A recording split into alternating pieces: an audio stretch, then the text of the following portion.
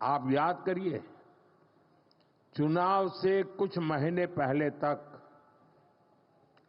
बड़े बड़े political experts Odisha में बीजेपी को पूरी तरह से खारिज कर रहे थे।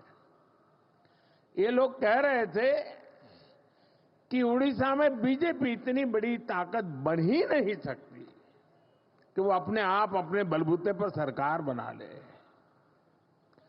लेकिन जब परिणाम आए तो ये सारे के सारे अपने आप को बड़ा तीसमार खा मानते थे। वो लोग हैरान हो गए, क्योंकि उड़ीसा के लोगों ने भाजपा की केंद्र सरकार के कामों को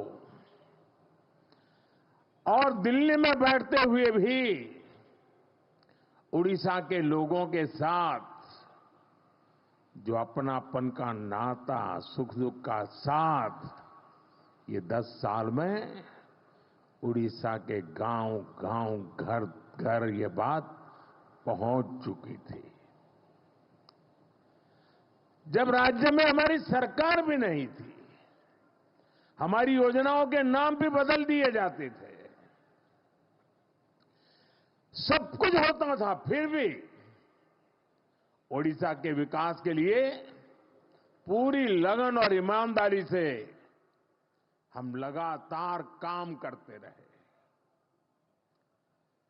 केंद्र सरकार ने, और मैं कहता हूं भारत सरकार के मंत्रिपरिषद में जितना उड़िया का प्रतिनिधित्व रहा है, पहले कभी नहीं रहा।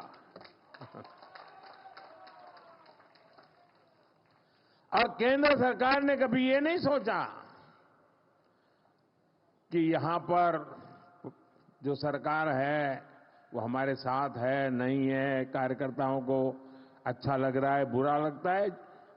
हम वो नहीं सोचते थे, हम जनता का भला करना सोचते थे। और हमने उड़ीसा को केंद्र से मिलने वाले बजट को 3 गुना किया था।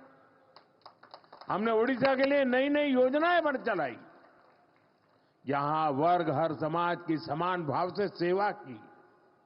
और इसलिए उड़ीसा की जनता बीजेपी की नीतियों को और कार्यशैली को भली भांति जान पाई, उनका एक विश्वास पैदा हुआ और दिल खोलकर हमें आशीर्वाद दिया।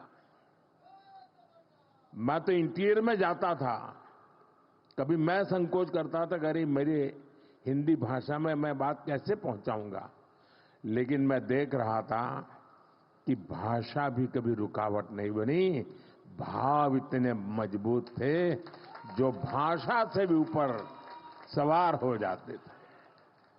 साथियों, मुझे पहले सीएम के रूप में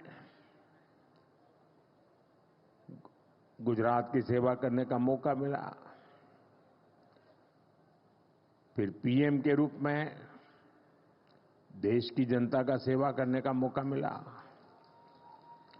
और आप सबने, देशवासियों ने तीसरी बार एक सरकार बनाई।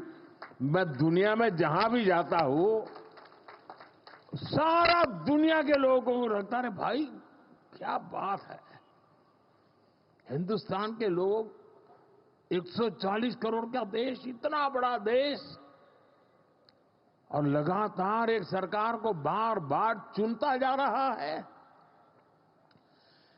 हम 14 में आए, 19 में आए, उससे दुनिया में जितना प्रभाव था 24 में उससे अनेक गुना ज्यादा हो गया है।